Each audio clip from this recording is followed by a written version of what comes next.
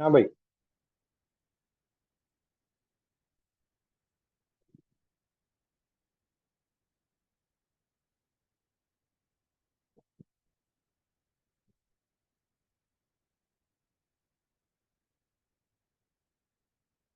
इनमें जो टीएलएस और एसएसएल है ना, आपने ठीक बताया। मेरी आवाज आ रही है ठीक? जी सर, आ रही जी है। सर, आ रही है। अच्छा, आप लोगों ने ठीक बताया, वो ज्यादा सिक्योर है टीएलएस। लेकिन एक जो मेजर डिफरेंस है ना, वो डिफरेंस ये है कि टीएलएस जो है वो उसमें जो हैंडशेक का प्रोसेस है ना, आपको मैंने पिछली क्लास में बताया था हैंडशेक का प्रोसेस जिसको हम यूज करते हैं, वो ज्यादा बेहतर है। ठीक है, यानी की एक्सचेंज मैकेनिज्म जिसको हम कहते हैं, की हमने अभी बात की है, की जो कि डिक्रिप्ट करने के लिए इंफॉर्मेशन को यूज की जाती है। जो टीएलएस में की एक्सचेंज का मैकेनिज्म है ना, वो ज्यादा बेहतर समझा जाता है। ठीक है।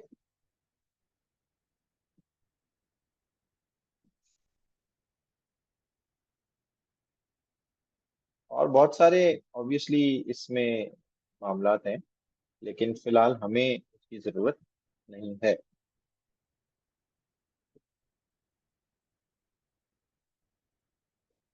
ठीक है, ये दो क्वेश्चंस जो हैं इनको जरूर देख लेना है आपको।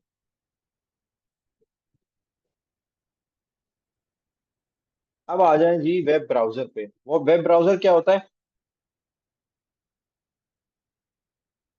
जो आपकी रिक्वेस्ट को प्रोसेस दुनिया में पहला वेब करते हैं, जॉब ब्राउजर सर्च जो करते हैं और था, आपको वही देता है आउटपुट में, वो किसने बनाया? जॉब उससे मांगते हैं।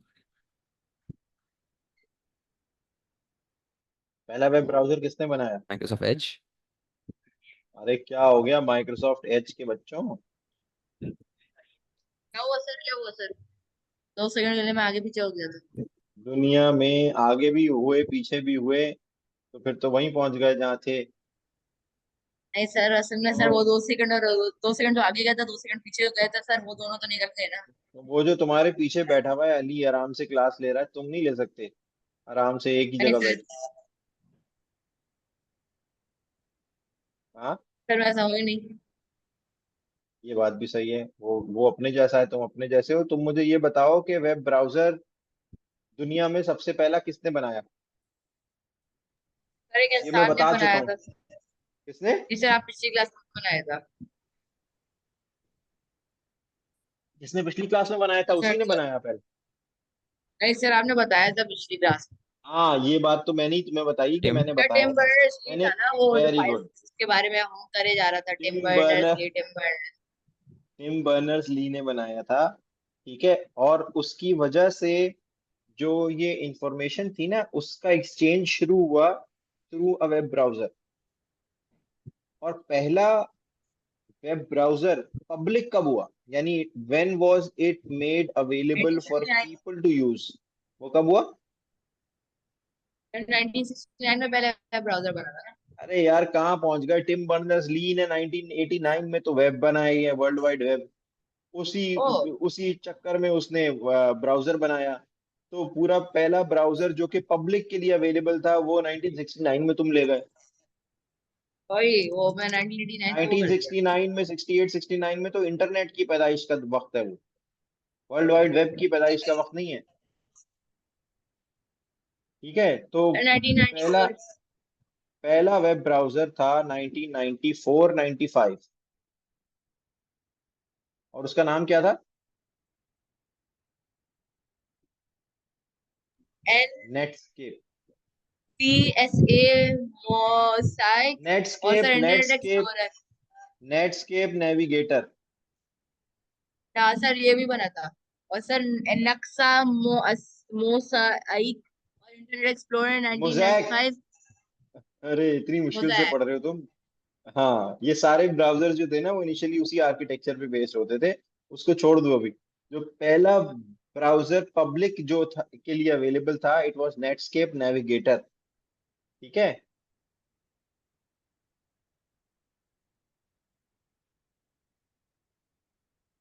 सर ये इंटरनेट एक्सप्लोरर का वो था, कॉम्पिटेटर। Internet explorer competitor. तो आ, उसके बाद ही आया। विंडोज 95 के साथ आया। लेकिन इनिशियली हुआ ये कि लोगों ने इंटरनेट एक्सप्लोरर को बिल्कुल इस्तेमाल नहीं किया, क्योंकि एक तो नेटस्केप नेविगेटर जो था वो पॉइनियरिंग वेब ब्राउजर था, ठीक है।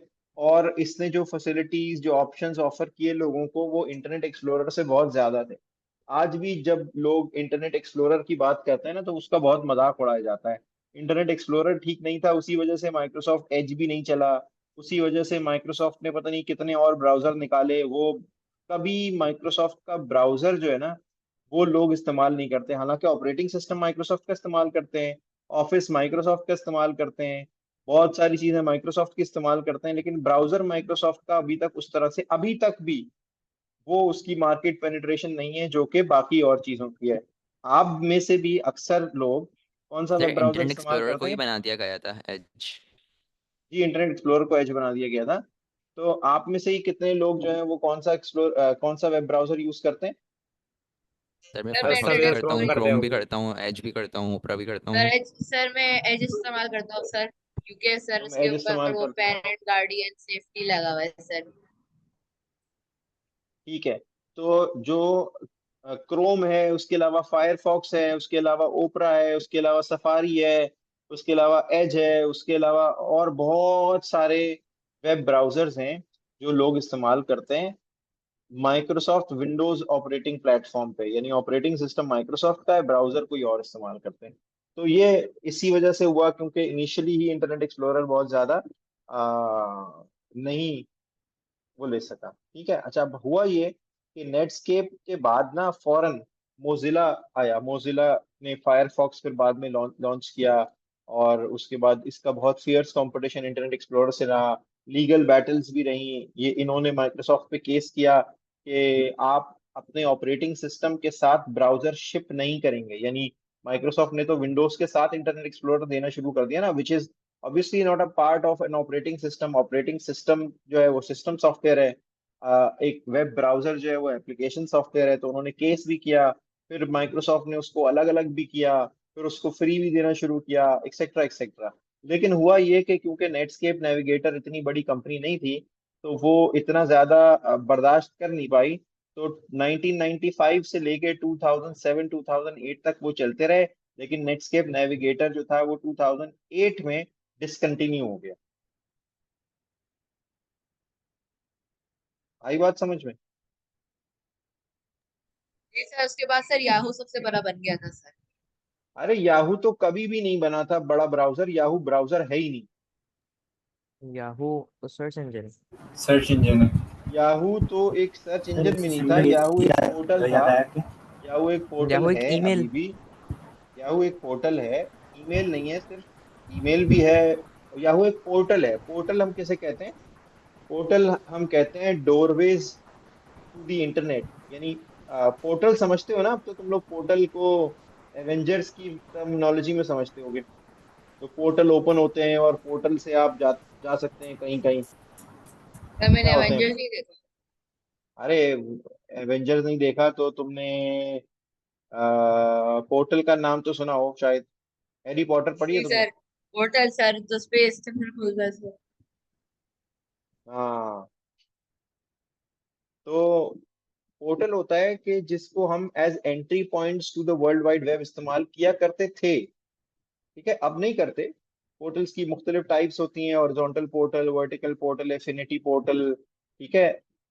हमें उसकी डिटेल में नहीं जाना, लेकिन याहू वाज अ पोर्टल जो कि आपको फाइनेंस की न्यूज़ भी देता था, जो कि आपको स्पोर्ट्स की न्यूज़ भी देता था, जो कि आपको ईमेल भी देता था, जो कि आपको वेब सर्च भी प्रोवाइड करता था। Yahoo was primarily not just a search engine. Yahoo search भी थी इनिशियली। जब वेब इनिशियल बना था, तो याहू ने सर्च के बजाय वेब डायरेक्टरी बनाई थी कि जितनी भी वेबसाइट्स हैं वो अल्फाबेटिकल ऑर्डर में याहू पे लिस्टेड हुआ करती थी, ठीक है। जैसे कभी टेलीफोन डायरेक्टरी आपने किसी ने देखी हो, तो उसमें अल्फाबेटिकल ऑर्डर में वो लोग जिनके पास फोन लगा हुआ होता है उनके नाम लिखे हुए होते हैं और आगे नंबर भी लिखा होता है। अब नहीं आती हो, पहले आया करती थी। तो याहू वॉज दैट। याहू सिर्फ एक सर्च इंजन नहीं था, ठीक है। और ब्राउजर तो बिल्कुल नहीं था, ठीक है। तो पर्पस क्या है वेब ब्राउजर का? वेब ब्राउजर का पर्पस ये होता है कि ये आपको जो भी वर्ल्ड वाइड वेब पे इंफॉर्मेशन अवेलेबल है वो आपको एक बहुत ही अच्छे प्रेजेंटेबल तरीके से आपके सामने, एक प्रेजेंटेबल वे में आपके सामने वो इंफॉर्मेशन पेश करता है। ठीक है। तो और ऑब्वियसली वो डेटा को रेंडर करता है और आपके सामने प्रेजेंट करता है।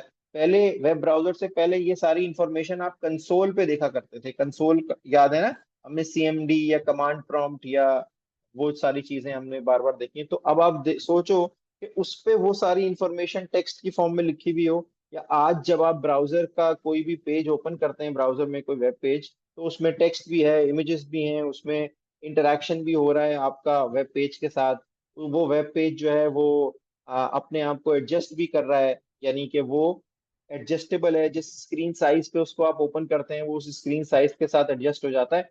वो ज्यादा बेहतर है। कौन सा ज्यादा बेहतर है?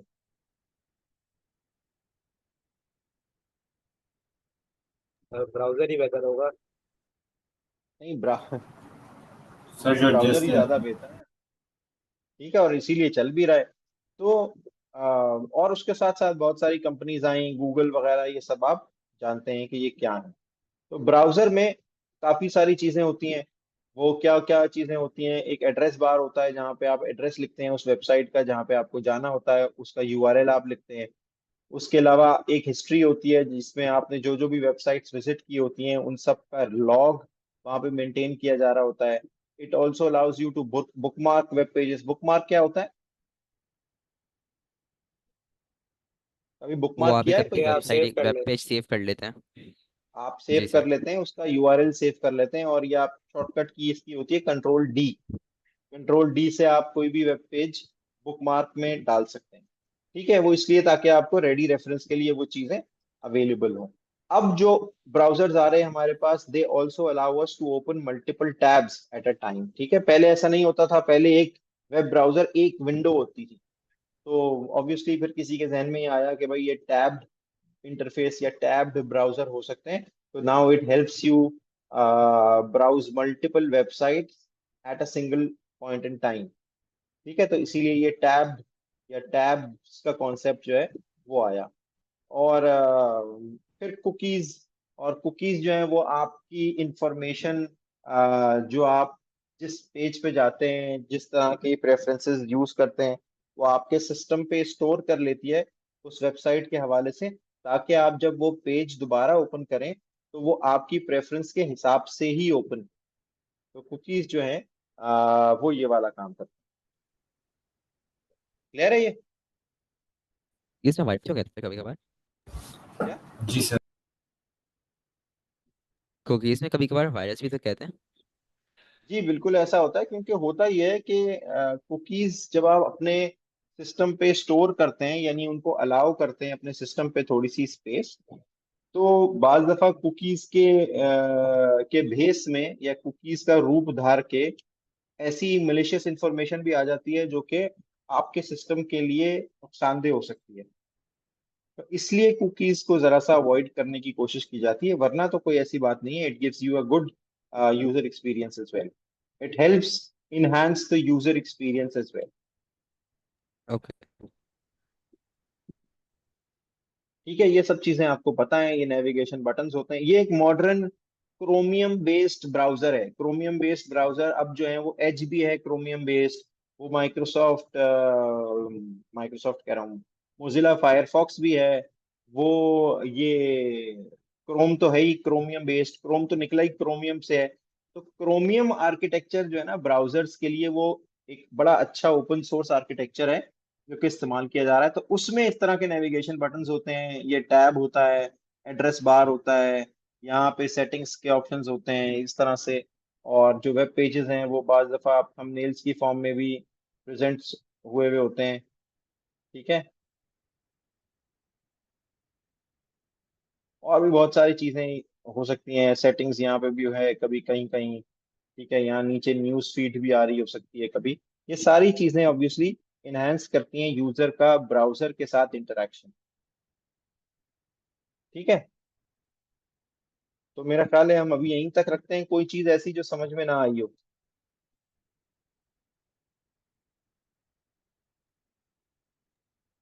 मैं समझ आ गया। सब चीजें सर क्लियर है, आगे सब से चीजें हमने कुछ समझ में ऐसा आई हैं? खास पढ़ा ही नहीं, ये जो मुश्किल ठीक है, जो मुश्किल हो। ये समझ आ गया मैं। अच्छा, बात यह है कि ये चीजें हम पढ़ी इस तरह से लें कि हमें आसान लगे, लेकिन असल मुश्किल है क्या हसन? असल मुश्किल ये है कि इन चीजों के बारे में ना हमें याद करना है, और हमें इन चीजों के बारे में जो हमसे सवाल पूछा जाए उन सवालों को रिस्पॉन्ड करना है एग्जाम में। तो असल मुश्किल ये है। Okay okay. ठीक है, तो अभी हम ऑब्वियसली चीजें इस तरह से पढ़ रहे हैं कि वो हमें लगे ही आसान।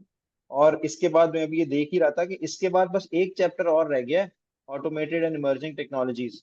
तो ये एक पूरे पेपर का कोर्स जो है वो कंप्लीट हो जाएगा, फिर 7, 8, 9, 3 चैप्टर्स रह जाएंगे, 10 हम ऑलरेडी कर चुके हैं।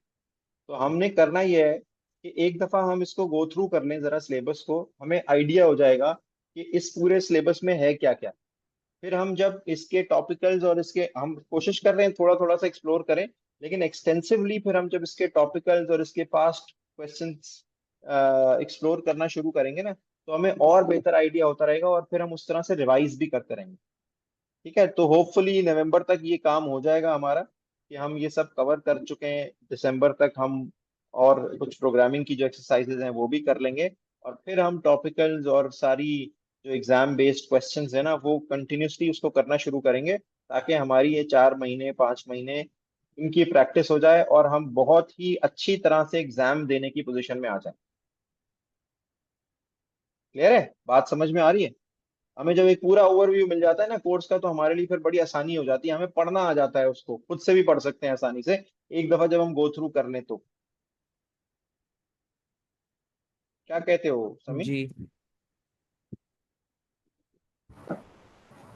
जी सर। सर इस सैटरडे आना है? यार इस सैटरडे का मैं तुम्हें बताता हूँ, इस सैटरडे का या हम नेक्स्ट सैटरडे का करते हैं प्लान इंशाल्लाह। ओके। ठीक है, चलो thank you so much. Allah Hafiz.